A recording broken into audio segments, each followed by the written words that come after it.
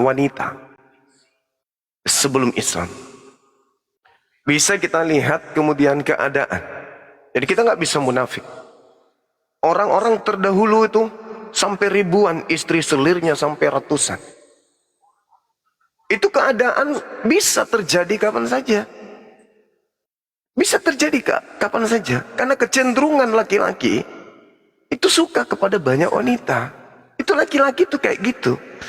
Lain cerita, poligami ini bisa saja dijadikan sebagai bukan solusi apabila seorang laki-laki setelah menikah tak ada lagi keinginan untuk menikah, atau tak ada lagi keinginan untuk bercinta dengan wanita lain.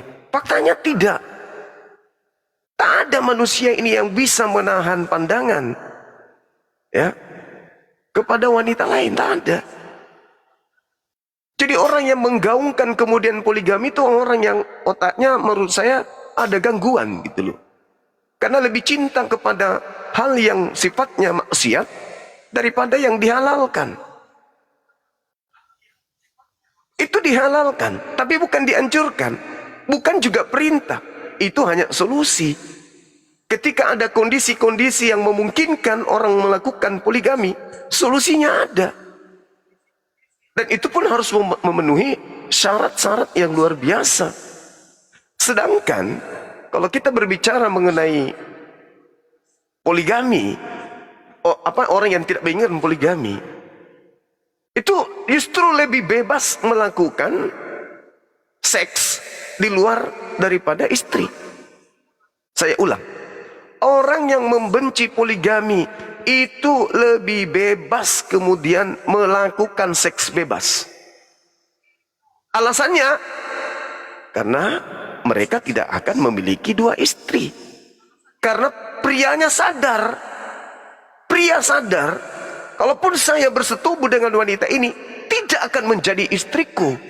Wanita pun sadar, meskipun saya disetubuhi laki-laki ini, dia tidak akan menjadi suamiku. Sebab di dalam konsep kami nggak boleh dua istri. Maka apa yang terjadi? Suka sama suka aja. Maka terjadi legalitas seks bebas.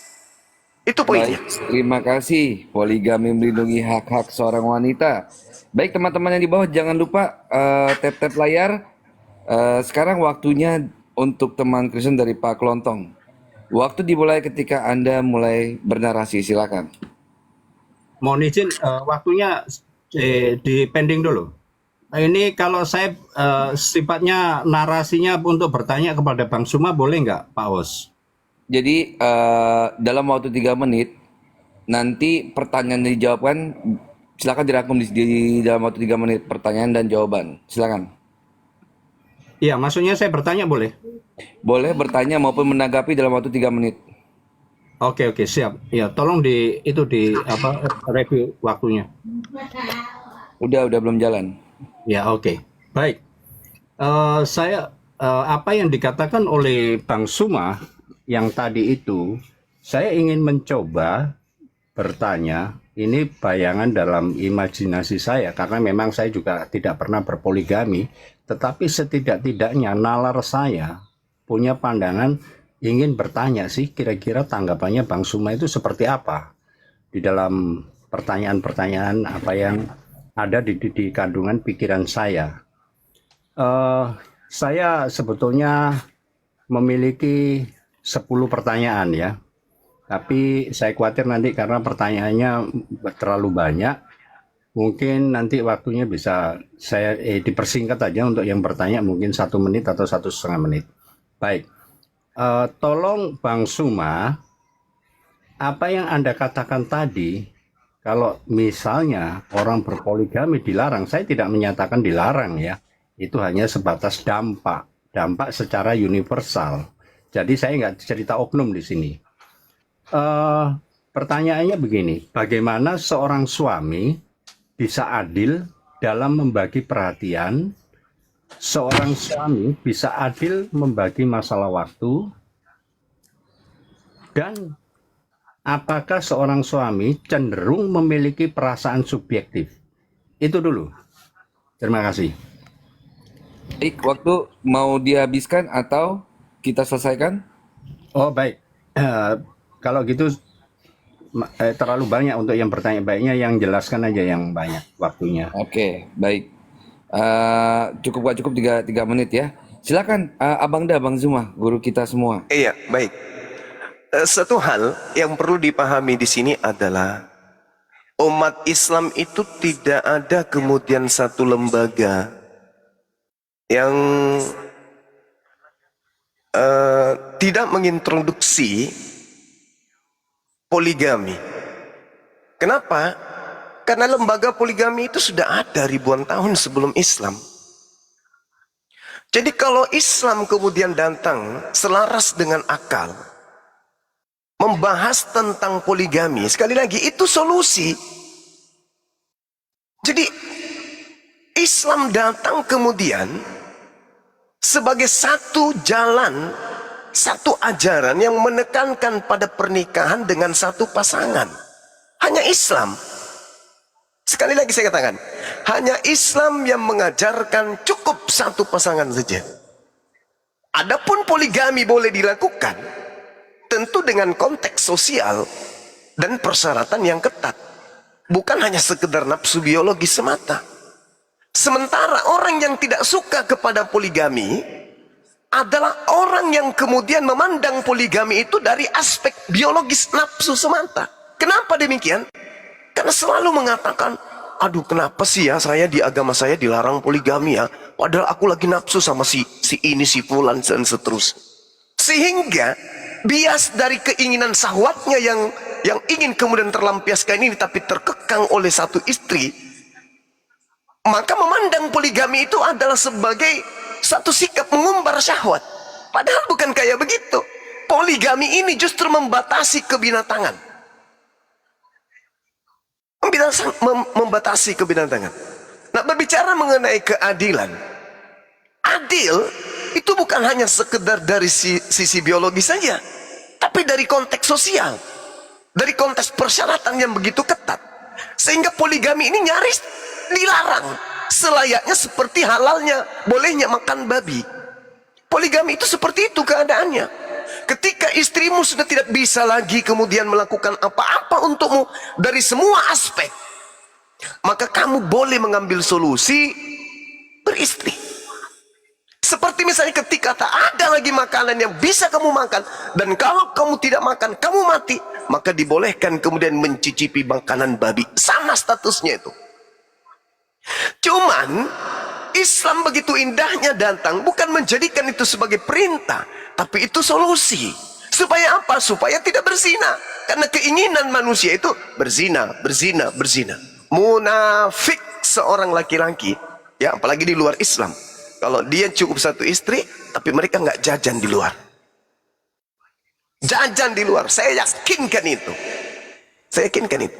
Karena dilarangnya poligami, maka justru itu membuka solusi luas untuk mereka berzina di luar. Silakan. Baik, terima kasih. Silakan tanggapannya selama ini ada 2 timer. Ini gimana maksudnya Bang Yans dengan Bang apa nih 8 api sulsel ya? Baiknya yang Badela kasihan itu dipegang. tidak lebih Badela dari 2 lepas aja menit Badela. Ditutup aja. Boleh Badela. enggak saya balik Ayo, bertanya nih? lanjut, Dia lanjut. nanya, aku juga nanya. Boleh nggak? Oh, boleh, silakan. Bang Da, Moderator. boleh silakan. Iya. Apa yang akal Anda jadikan sebagai solusi seketika Anda sebagai orang Kristen melihat Bible, ternyata sebelum Islam datang, laki-laki itu tidak dibatasi menikah berapapun, termasuk di Kristen, itu tak ada pembatasan. Ya, Lukas 21 misalnya, sorry saya nggak bawa data ya. Intinya di Kristen oleh Yesus itu tak ada pembatasan istri. Mau 1000, 2000 istrinya Kristen itu boleh. Dalilnya ada kalau mau bicara dalil. Nah sekarang saya mau tanya, bagaimana solusi Anda menyikapi itu? Ternyata agama-agama terdahulu, orang-orang terdahulu membolehkan sampai ribuan istri. Solusi dari agama Anda atau solusi yang Anda berikan itu apa? Jangan katakan bahwa solusinya Kristen, karena Kristen itu bebas berzina. Satu istri yang penting boleh berzina, yang penting satu istri. Nah, jadi jangan jadikan alasan cukup satu istri itu bukan solusi.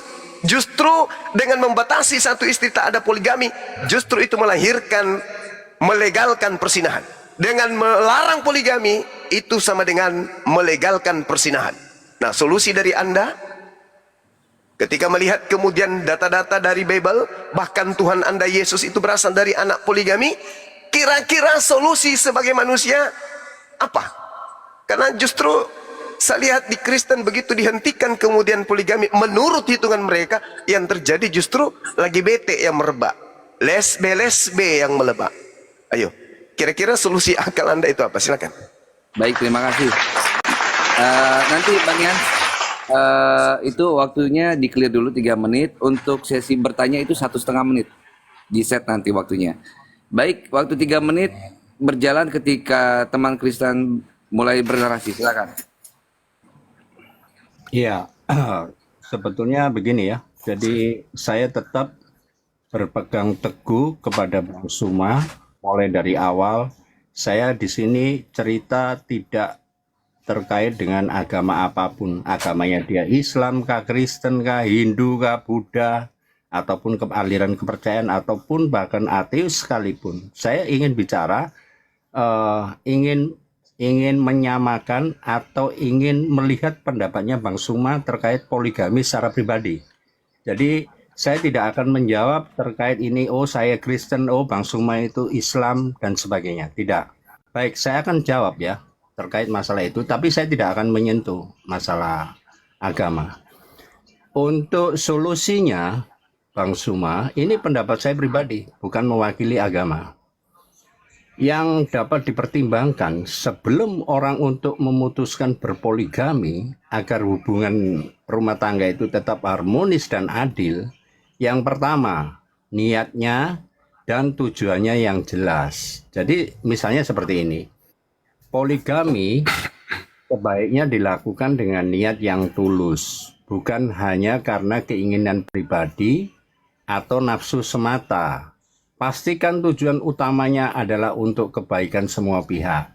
Misalnya contoh, membantu perempuan yang membutuhkan perlindungan atau alasan yang lain yang sifatnya emergensi. Mungkin barangkali istrinya tidak bisa melakukan hal-hal yang sangat fundamental atau hal-hal yang khusus ya, tidak bisa memenuhi kewajibannya. Itu solusinya. Maka dia diperbolehkan untuk orang berpoligami. Lalu yang kedua, masalah terkait komunikasi terbuka. Semua pihak, termasuk istri pertama, harus diajak berdiskusi secara terbuka. Ini bukan cerita agama, tapi universal. Nah, itu yang kedua ya. Lalu yang ketiga, harus ada mendapat izin ya, mendapat izin. Nah, itu untuk mengurangi apa? Mengurangi ketegangan dan rasa cemburu. Yang keempat, memahami tanggung jawab. Poligami ini bukan hanya soal menambah istri, tetapi juga harus menambah tanggung jawab. Sehingga seorang suami memastikan bahwa dia mampu memenuhi secara finansial, emosional, ataupun spiritual semua istrinya secara adil. Lalu yang kelima, keadilan dalam segala hal itu harus. Lalu keenam, persiapan finansial. Bagaimana orang berpoligami? Baik, terima kasih. Waktu telah habis, 3 menitnya telah dimanfaatkan dengan baik meskipun tidak menjawab pertanyaan. Silakan Bang Zuma untuk ditanggapi atau mau bertanya Bang Zuma? Iya, yang pertama dulu, saudara tidak memberikan solusi.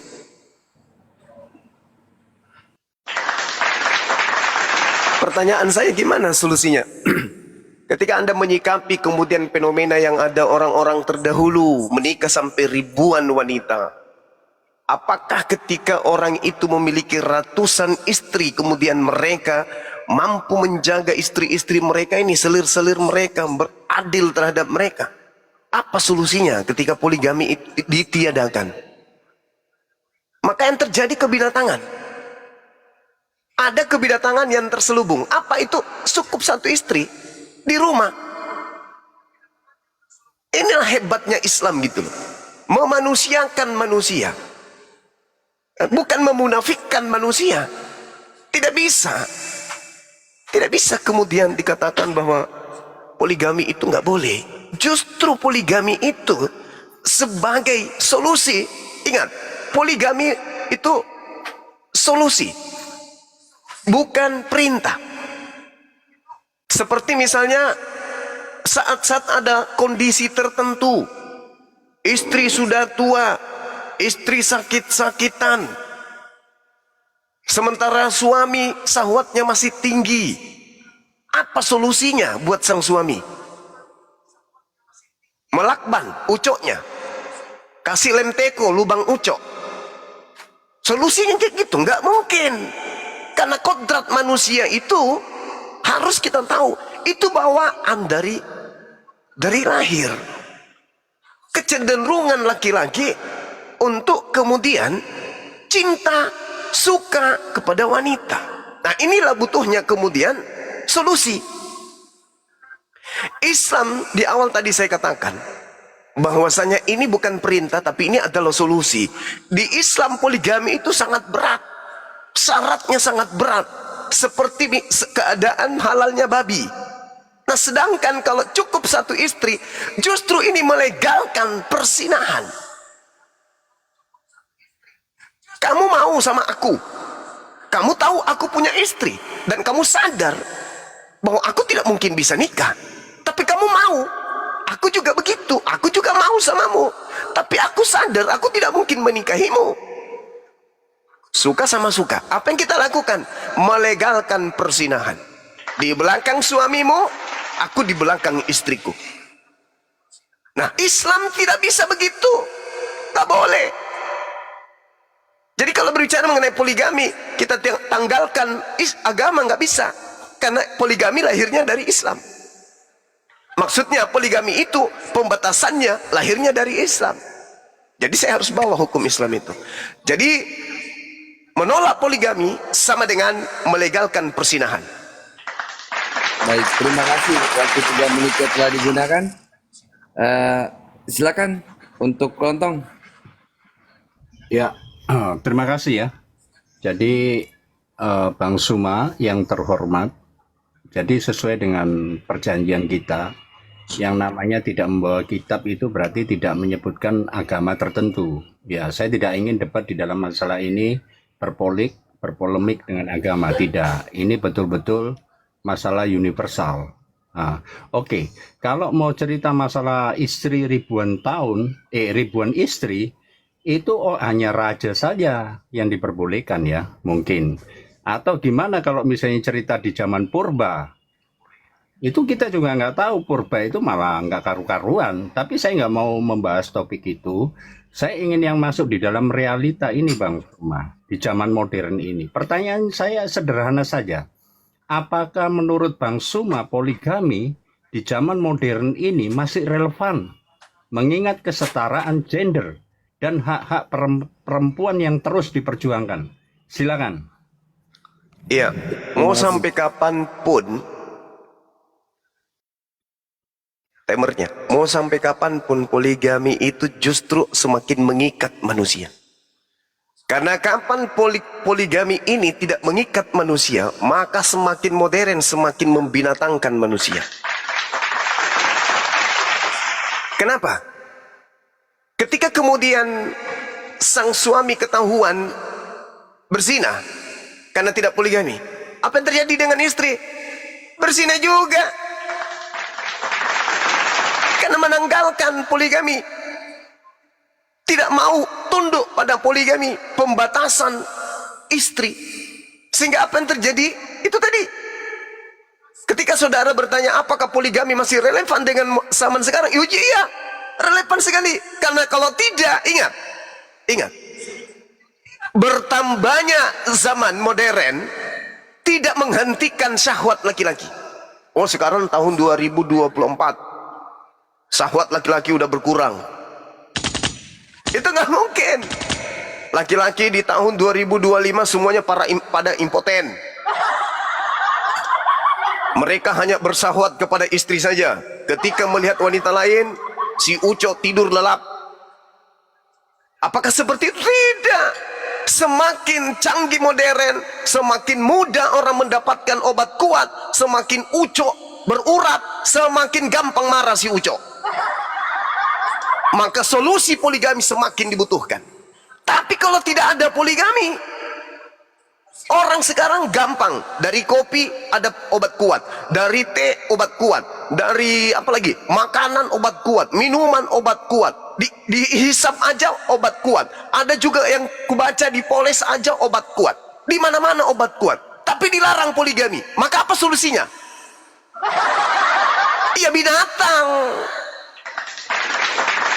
Kalau Anda mau menyetarakan gender, kemudian wanita juga harus melakukan itu, berarti Anda mengajak wanita juga melakukan persinahan sebagaimana laki-laki melakukan persinahan. Itu celoko namanya. Ini secara logika. Laki-laki itu kecenderungan suka sama banyak wanita. Itu manusiawi. Munafik laki-laki yang tidak mengatakan yes. Tetapi karena iman, ada agama yang mengerem itu, sehingga laki-laki yang beriman bertakwa, dia paham, dia sadar apa yang dia harus lakukan sebagai seorang suami. Makanya Islam hadir memberikan poligami sebagai solusi untuk tidak berzina. Kesimpulan saya tolong dibantah dong.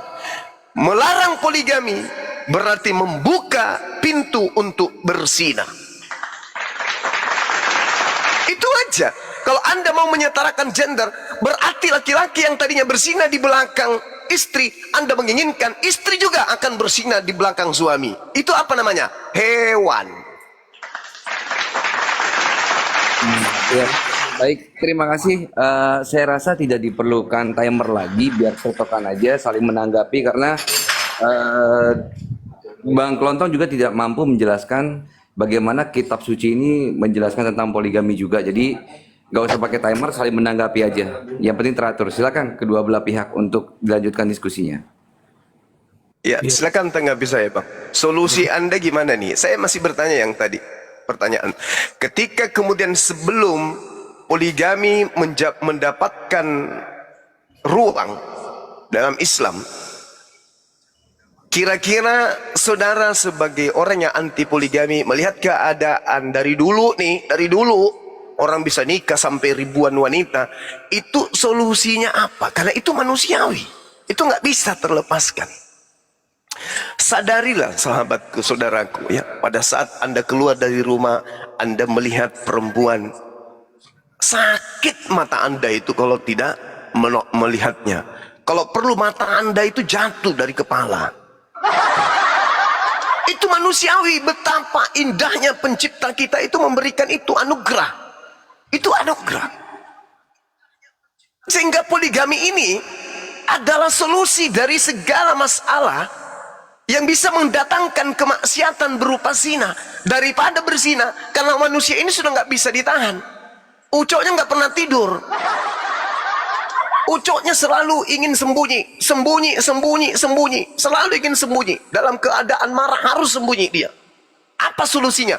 Istri sudah sakit, istri sudah tua, istri nggak bisa ngapa-ngapain. Dia sudah tergujur kaku. Lalu si Uco ini nggak bisa diajak kompromi.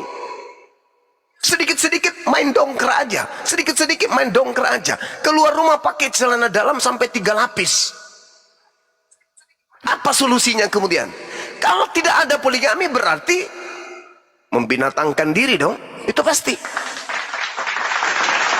Karena hanya orang yang memiliki kepiawaian dalam mengurung syahwat, orang yang punya kepiawaian dalam menjaga dirinya, menjaga kehormatan dirinya, yang mampu terbebas dari hal-hal seperti itu. Dan itu tidak gampang.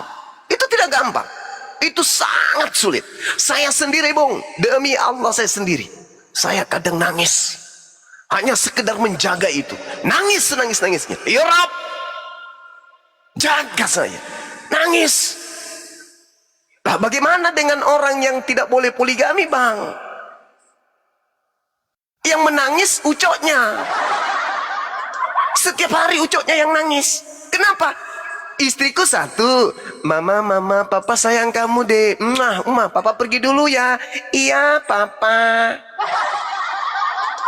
Tapi legal zina. Kenapa? saya nggak boleh nikah. Jadi apa yang saya lakukan? Zina aja. Sehingga yang dikatakan zina sudah menjadi permainan sehari-hari. Bukan lagi dikatakan zina, tetapi bersekutu dalam kenikmatan. Marilah kita menikmati persekutuan kenikmatan suci. Nah, kan mungkin begitu bahasanya. Suamimu ada di rumah? Nggak ada, bang. Kebetulan istriku juga nggak ada di rumah. Yuk, legal. Kenapa legal? Kita nggak boleh nikah.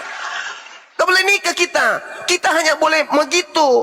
Jangan sampai ketahuan. Ya kita jaga rapat-rapat. Yang penting jangan sampai ketahuan. Oke, terjadi. Terjadi itu. Kenapa nggak boleh poligami? Kalau poligami ada, zina nggak boleh.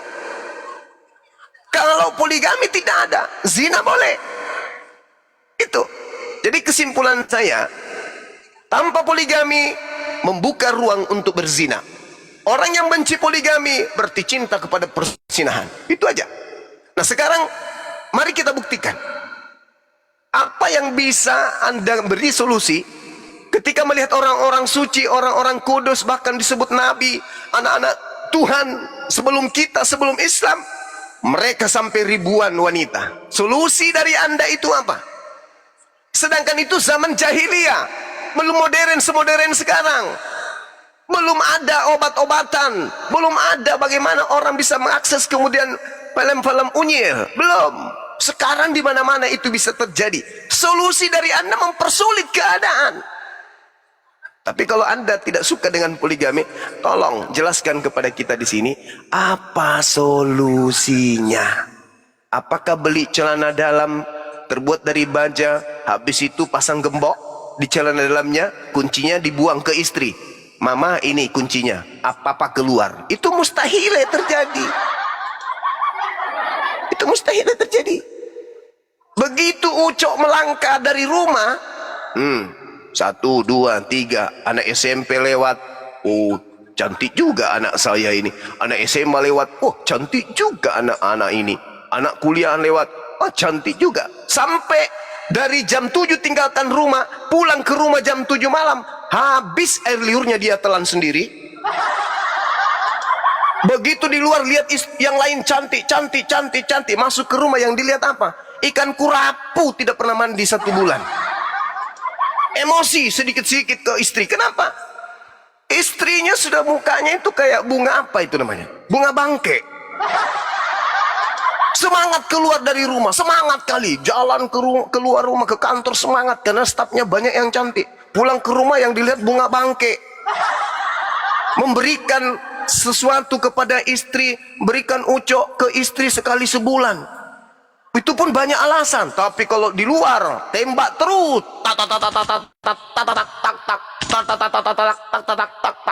Kenapa itu bisa terjadi? Karena membenci poligami. Itu fakta, Bung. Itu fakta, itu real. Itu real keadaan. Jadi kalau kita menyikapi keadaan sekarang ini, semakin maju masa kita, semakin dibutuhkan aturan poligami itu. Karena kalau tidak, maka manusia akan semakin seperti binatang. Jangan terlalu jauh, Bang. Kita masih hidup di zaman sekarang. Tengok ke barat. Yang konon ceritanya nggak boleh poligami. Apa yang terjadi? Istrimu, istriku, anakmu, anakku, anakku, ambil aja. Itu yang terjadi. Bahkan anak-anak ketika mau pamit ke orang tuanya, Mam, ya, apa nak? Besok kami mau pergi sekolah. Sekolah kami adakan kegiatan piknik di puncak. Apa kata? Silakan, berapa malam sayang? 2 malam mama. Iya, hati-hati, jangan lupa bawa kondom ya. Tuh. Anak perempuannya kita disuruh. Itu yang terjadi, Bung, di barat. Yang konon benci poligami, tapi zina legal. Itu fakta. Jadi kesimpulan saya, membenci poligami sama dengan cinta kepada persinahan. Nah sekarang solusi Anda ketika melihat keadaan dulu orang-orang suci malah ratusan istri, itu gimana cara Anda untuk memberikan solusi? Silakan.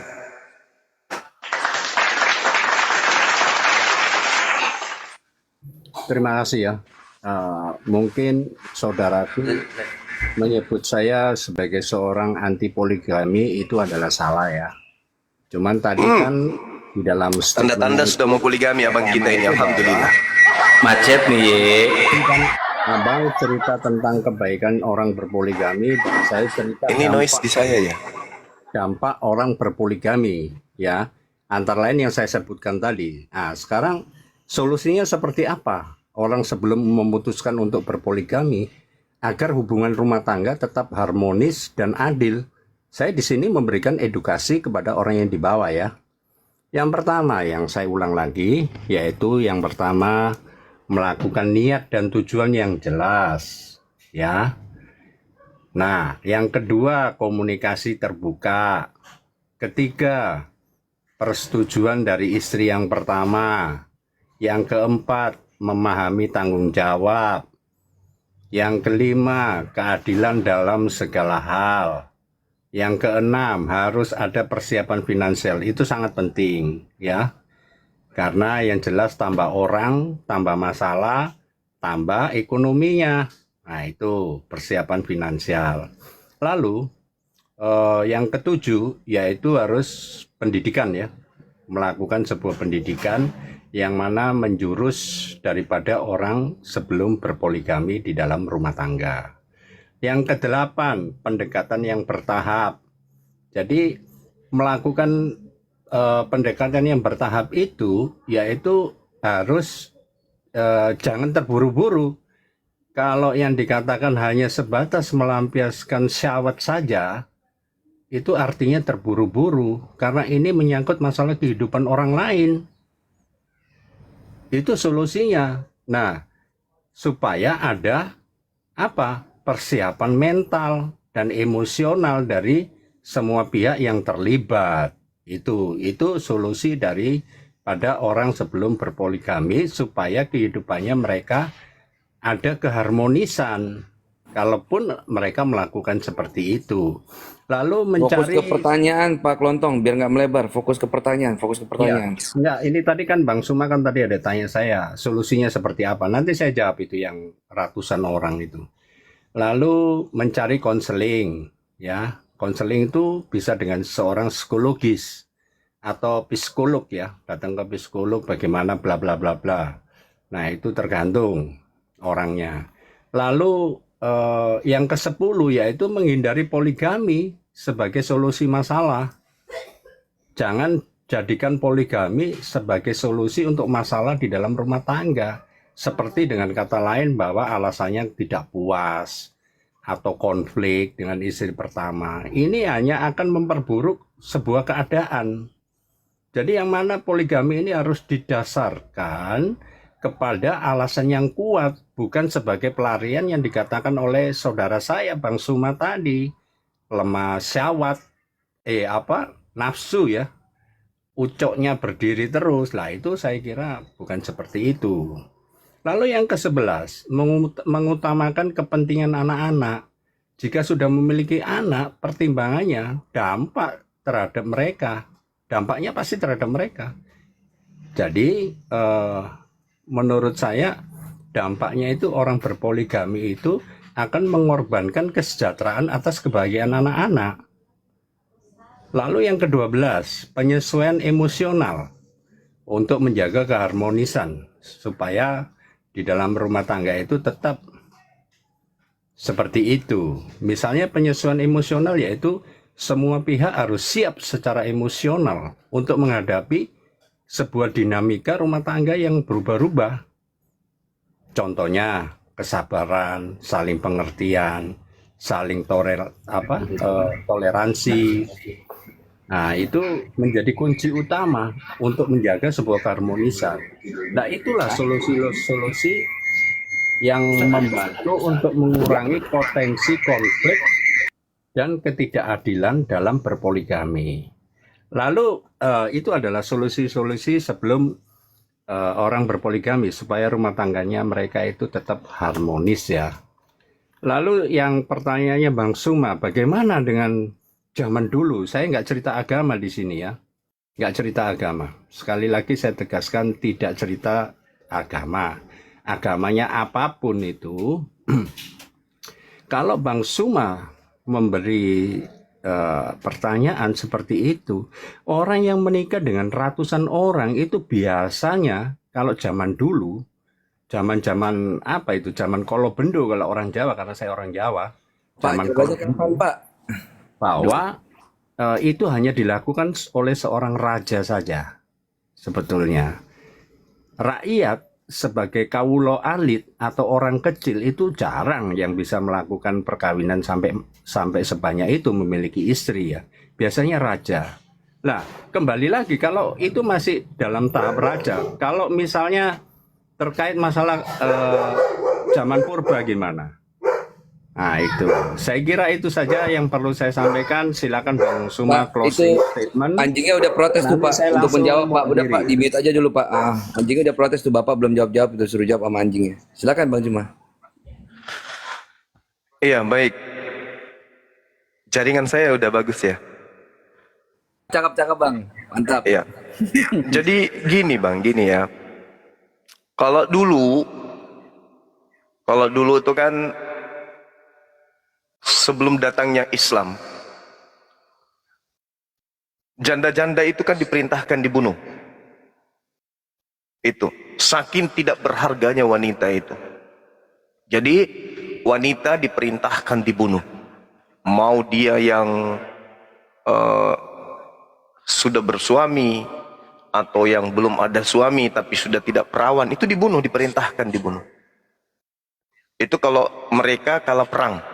Misalnya orang Indonesia perang kepada Malaysia, Indonesia menang, semua wanita yang ada di Malaysia yang tidak perawan itu dibunuh semua.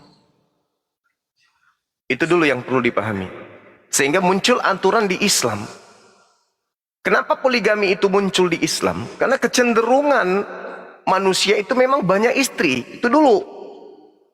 Itu di luar Islam itu. Jadi Islam datang kemudian untuk mengatur itu. Nah, kenapa ada kemudian pembatasan poligami?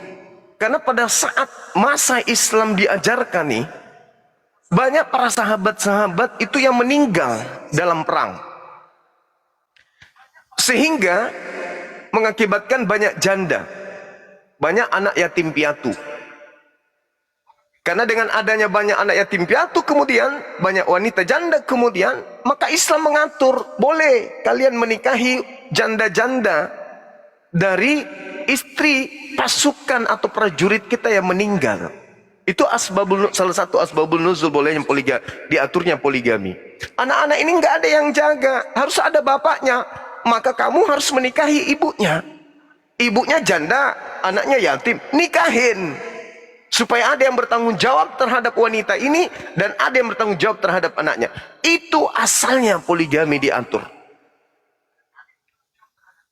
Nah, apakah itu masih relevan saat sekarang? Itu tadi yang saya gambarkan. Boleh orang itu menikah poligami dengan kondisi-kondisi yang saya jabarkan. Boleh. Misalnya istrinya sakit keras, ya, mandul, gak punya keturunan, sementara sang istri pingin kali anak. Apa solusinya dari Kristen? Di luar Islam maksudnya. Saya nggak bawa-bawa agama ya, karena alergi. Tapi saya nggak bisa melepaskan agama saya, meskipun saya tidak bawa dalil. Istri pingin anak, tapi kemudian mandul. Dia mau kali punya anak dari sang suami. Solusinya, suami harus nikah. Karena ada jalan poligami. Tapi kalau di Anda, suami harus berzina. Sekarang pilihannya poligami atau berzina. Jadi pada kesimpulannya kemudian adalah, dengan adanya aturan poligami ini, itu memanusiakan manusia. Karena kalau tidak ada aturan ini, jaringan saya jelek, teman-teman, sorry. Dengan adanya poligami, maka manusia dimanusiakan. Sedangkan kalau tidak ada aturan poligami, manusia dibinatangkan. Kembali kepada zaman jahiliyah yang boleh berzina. Hanya saja yang perlu diketahui di sini adalah Islam itu tidak menjadikan bahwa poligami itu adalah perintah. Bahkan Islam itu tidak memperkenalkan poligami. Islam tidak memperkenalkan poligami itu, enggak. Islam hanya mengatur poligami. Saya ulang lagi, Islam tidak memperkenalkan poligami, tapi Islam mengatur poligami. Kenapa Islam tidak memperkenalkan poligami? Karena poligami itu adalah sesuatu yang sudah dikenali jauh sebelum Islam itu datang. Islam hanya datang mengatur itu. Kemudian ada sekelompok orang yang memusuhi aturan itu. Berarti ingin kembali kepada aturan yang lama. Tapi dengan catatan satu permaisuri, yang lainnya selir aja. Bedanya dengan pembenci-pembenci poligami hari ini, jutaan di luar yang tidak diketahui. Dan kalau kondomnya bocor, maka anaknya berceceran kemana-mana. Tidak diketahui yang mana bapaknya. Nah, ini yang dihindari oleh Islam. Ini yang dihindarkan kemudian oleh Islam, sehingga diberikan solusi poligami itu agar mereka tidak berzina. Makanya saya katakan tadi, orang yang membenci poligami berarti cinta dengan persinahan. Itu aja. Orang yang tidak suka ke poligami berarti dia suka kepada persinahan. Itu nggak boleh munafik. Karena kita berbicara mengenai akal. Coba ketika Anda turun dari lift, tangga lift misalnya, tiba-tiba liftnya jatuh.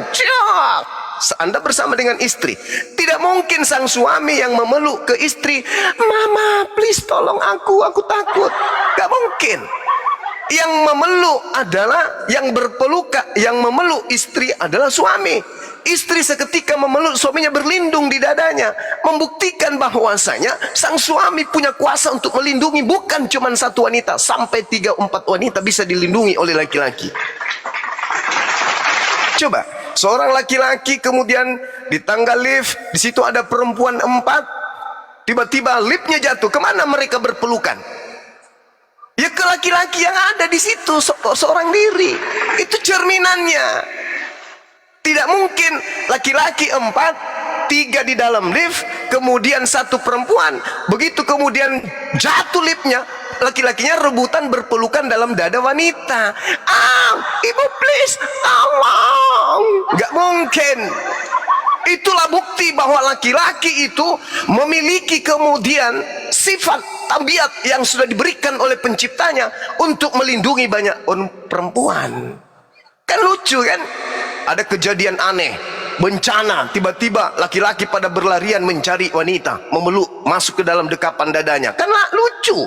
Yang ada adalah ketika ada bencana, musibah apapun, laki-laki yang dicari untuk masuk ke dadanya agar didekap sama laki-laki. Meskipun di situ ada 4 laki-laki, ada 4 perempuan, dipeluknya semua. Itulah cerminannya.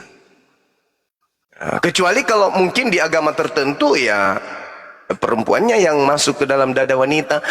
Sayang, papa takut. Nah, ini berarti suaminya ini lupa, salah didikan dia, salah ospek. Mungkin lulusan dari dari GBGT. Nah, oleh karena itulah kemudian Bung saya katakan, poligami ini adalah solusi yang memanusiakan.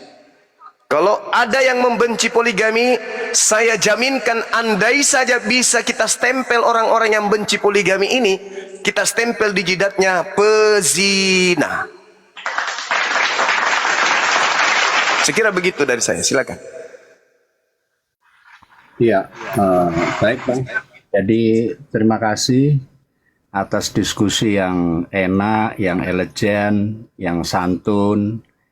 Juga terima kasih atas kesediaannya Bang Suma untuk memberikan tanggapan masalah terkait temanya poligami. Saya kira saya cukupkan sampai di sini dulu Bang, karena saya ada mau keluar. Ya. Baiklah, baik. Nanti kapan-kapan kita buka tema yang lain Bang. Ini enak. Baik, saudaraku Klontong, ya. Baik. Ya. Oke, terima kasih teman-teman, terutama pada Pak Host atas waktu dan tempat yang telah diberikan pada saya. Terima kasih semua. Selamat siang, kawan. Selamat siang, kawan, saudara kita, Pak Lontong, sehat selalu.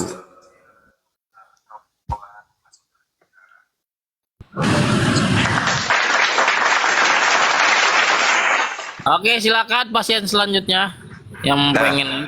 Nah, kita taruhan. Kita taruhan. Habis ini banyak yang poligami. tapi bukan dari kalangan kita. Bukan dari kalangan kita. Selamat Ya, siang siap. teman-teman dari Muslim. Saya dengar di bawah tertawa dan saya merasa Bro Suma nih ngomong relevan loh. Jadi saya nggak bisa menyalahkan gitu loh. Apa yang Bro Suma tadi narasikan itu sangat relevan buat saya gitu bro, betul. Mantap bro. Iya iya. Kenapa?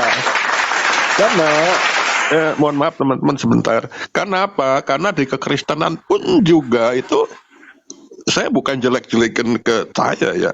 Banyak yang munafik bro. Bener ini saya serius. Gitu loh. Memang tidak dapat dipisahkan oleh apa yang telah dipersatukan oleh Tuhan, tidak dapat dipisahkan oleh manusia. Memang betul kalian itu istilahnya yang bini satu, laki satu, tetapi bejibun berserakan di luaran itu. Aku tahu, aku nggak munafik, aku sudah ada umur gitu loh. Aku tahu si A, si B, si C, si D, si F, circlean saya. Makanya saya bilang teman-teman yang Kristen janganlah kalian munafik gitu loh, teman-teman yang Kristen gitu loh. Ada saatnya kalian pun harus mengakui bahwa yang di Islam itu mereka tuh lebih sportif gitu loh. Ini loh gua lebih gentle. Gua bininya dua istilahnya. Gua disahkan resmi, semua tahu gitu loh. Nah kalian yang di Kristen itu yang sembunyi-sembunyi, yang munafik. Kalian tobatlah, kalian tuh bisa menipu manusia, tapi Tuhan nggak bisa kalian tipu gitu loh. Dan juga rahasia kalian sudah pada banyak yang tahu gitu loh. Nanti kalian di Jakarta, bini satu, suami satu ya kan. Di Bandung ada lagi. Di sini satu, di sana satu, di sebelah sana satu, di mana-mana satu.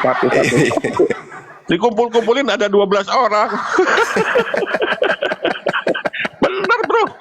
Aku bisa ngomong gini karena aku tahu sendiri gitu loh.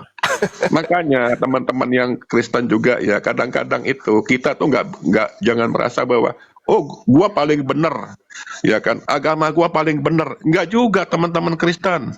Dengarkanlah agama yang lain pun. Mereka juga ada sesuatu yang relevan gitu, yang masuk logika, bisa diterima, akal sehat. Gitu Bro Suma. Jadi maksudku gini untuk teman-teman Kristen ya, bila mana kalian tuh kebelet pengen punya bini 3 atau 4, sportif lah gitulah kayak orang Muslim ya kan. Ini bini gue 3 selesai udah. Iya betul kan bro? Betul. Sembunyi-sembunyi. Waduh di depan orang kayak permaisuri dan raja seorang pasangan, tapi berceceran di mana-mana. Ampun. Iya kan, benar nggak aku ngomong teman-teman? Aku ngomong apa adanya nih. Yang Kristen Kristen kalau dengar nggak setuju sama saya silakan naik ayo. Izin Pak Menhal, boleh tahu agamanya apa? Loh aku Kristen, semua tahu aku Kristen kok. Kristen. Oke. Beliau Kristen. Oke Pak Jerry, Iya. selamat siang Pak Jerry. Iya. Siang bos, Mohon maaf agamanya apa?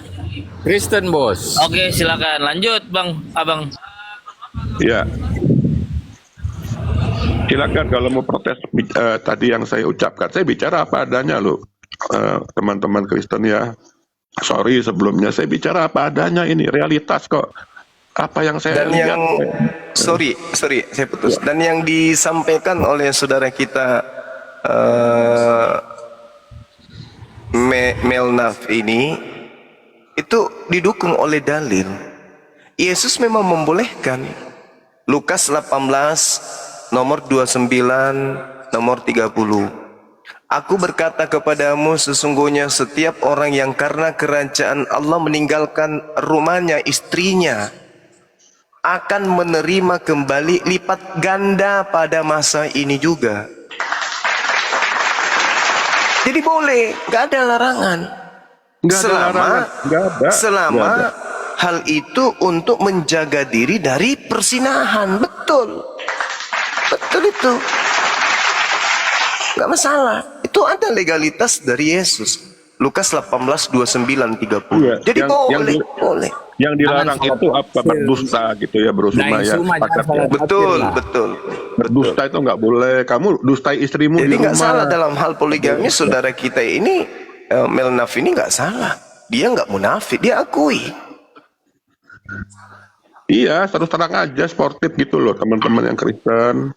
Jangan kamu seperti seorang malaikat di depan istrimu, di depan keluarga anak-anakmu. Wah, seorang suami yang setia padahal bececeran di Bandung satu, di Surabaya Tapi satu. di belakang, Aduh, nanti di ujung pandang satu.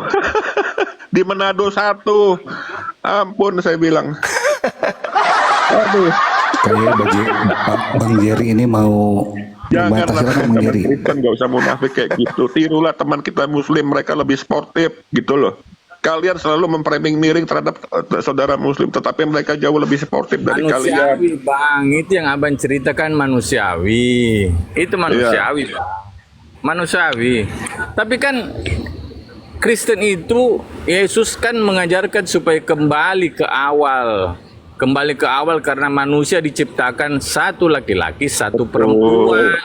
Tidak Betul. diciptakan 3 perempuan, Bang. Saya juga Bang tidak Jerry. munafik loh. Bang Jerry, sorry Karena Bang Yesus pun- Jerry, sorry. Yesus Bang pun Jerry, bercerita. saya di Surabaya, ya. Saya di Surabaya, teman-teman saya yang Muslim pun banyak yang istrinya cuma satu dan mereka betul-betul satu, sportif gitu loh. Nggak ada neko-neko mereka. Satu ya satu, tapi kalau mereka mau merit, mau nikah 2 kali, mereka ngomong. Itulah yang saya salut sama teman Muslim sportif gitu loh. Apa adanya kalau masalah bini.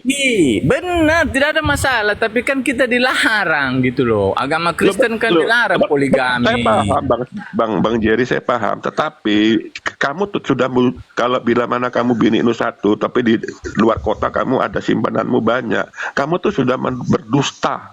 Sedangkan di Bang, dalam Kristen dilarang berdusta, nggak boleh. Bang, Gitu loh. bersihlah kata Yesus. Jangankan kita bersentuhan dengan wanita, di dalam hati kita menginginkan wanita sudah bersihlah, Bang. Itu kan teori, Bang. Teori Bukan doang, Bang. itu Teori. betul. Itu betul. Prakteknya mana? Prakteknya saya lihat dengan mata kepala saya sendiri, Bang. Prakteknya, Bang. Bersihlah mulai dari hati, Bang. Dari Itu hati teori bukan doang. dari hati, Bang. Jadi saya tidak menyetujui apa-apa. sih yang kayak ginian. mana dalilnya cukup satu istri, Bang? Saya minta dalil dari Yesus cukup satu istri, ada nggak dalilnya? Nggak ada, Bang. Kalau ada saya turun nih sekarang nih, saya turun kalau ada dalilnya cukup satu istri nih. Yang jelas Pak Jerry. untuk kita orang percaya tidak boleh poligami. Itu aja deh. Nanti Ya, kita lanjut lagi. dalil. Ya, saya mau Iya. Dalilnya Betul, mana? saya paham. Kalau Anda Nanti, kemudian nanti. mengatakan Oh, tidak boleh poligami, nanti berarti itu. Anda Nanti. melegalkan kebinatangan. Anda melegalkan itu. kebinatangan berarti. Nah, ada cerita Mana coba kebinatang. dalilnya dulu dong. Dalil cukup Aduh. satu istri mana? Kalau saya sudah menunjukkan boleh mendapatkan istri berlipat kali ganda. Markus, Lukas 18 nomor 29 30 itu ucapan Yesus. Kata salah tafsir. Yesus berkata kepada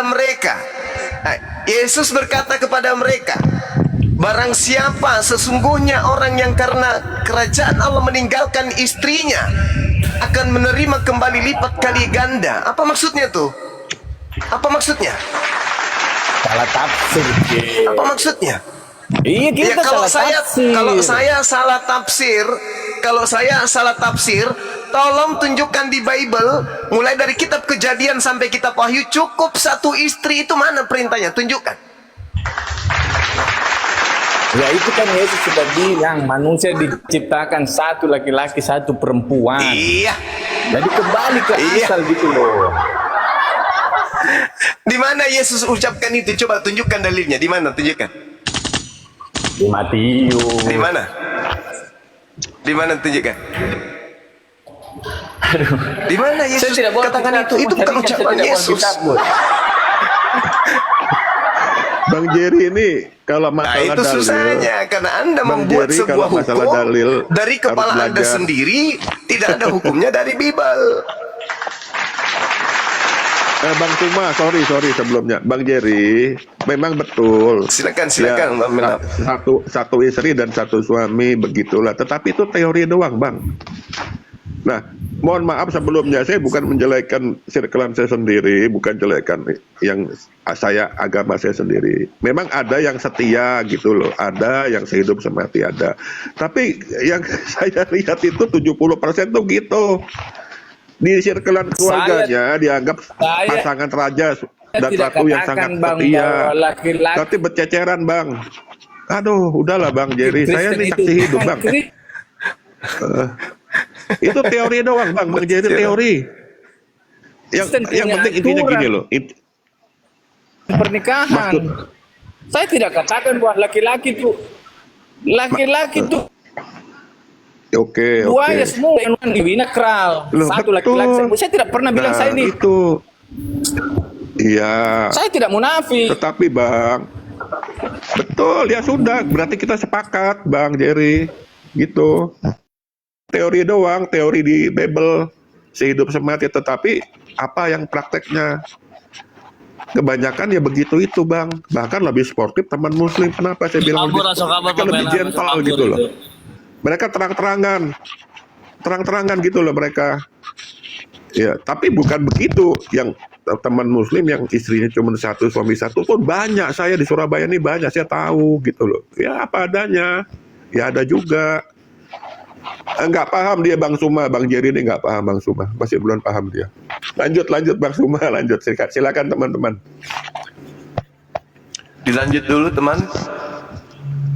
Oke, silakan. Yang pengen naik lagi selain Pak Menhaf. Ada lagi Ya. kawan Kristen, moderator, host, silakan. Ada yang pengen